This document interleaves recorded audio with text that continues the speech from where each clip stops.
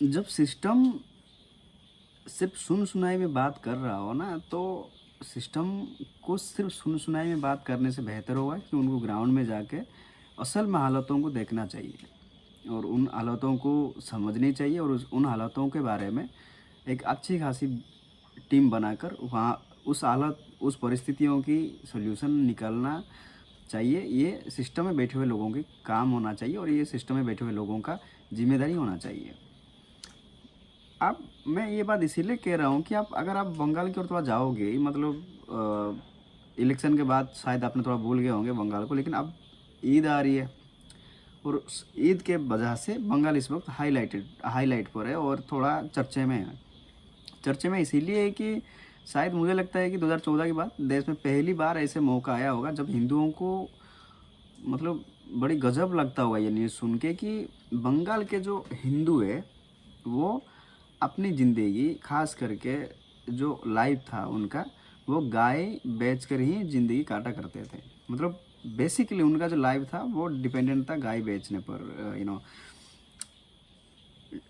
इस तरह का बकरीद आती है या रमज़ान के महीने या कुछ भी होता है, रमज़ान बाद जो उनका फीस्ट होता है मतलब मुसलमानों का, उस वक्त ये उन जो अपने पास गाय होते हैं उनको बेच बाज के अपनी ज़िंदगी को थोड़ा सा आसान तरीके से ये जिया करते थे। लेकिन अब न्यूज़ ये आ रही है कि बंगाल में कोई भी मुसलमान हिंदुओं से गाय खरीदने से मना कर रहे हैं और वहाँ के हिंदुओं के लिए इस तरह की त्योहार के समय में अपनी गाय बेच के वो अपने आप को गुजारा करते थे या फिर अपने लिए ज़िंदगी जीने की थोड़ा सा आसान तरीका वो होता था गाय बेच कर।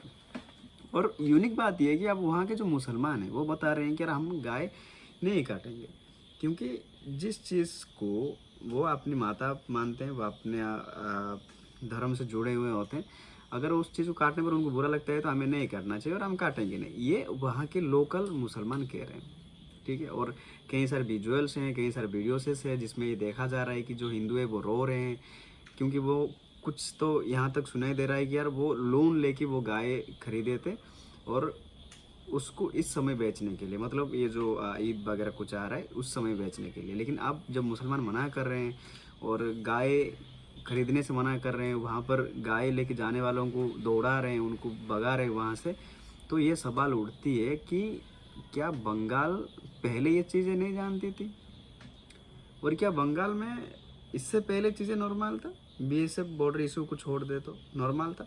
अगर नॉर्मल था तो फिर सरकार इस चीज़ को लागू क्यों किया? क्योंकि शुभेंदु अधिकारी ने कुछ दिन पहले ही कहा कि हम बीफ काटने पर पूरी तरीके से पाबंदी लगाएंगे। अब पाबंदी लगा तो रहे हैं वो, ठीक है, लेकिन जो हिंदू वहाँ पर है जिनके लिए सरकार बनी, वो सरकार के काम से ही नाखुश है। नाखुश इसीलिए कि यार उनका गाय बिक्री नहीं हो पा रहा है, वो रो रहे हैं। मतलब मैं तो देखा उस वीडियो में, रो रहे हैं।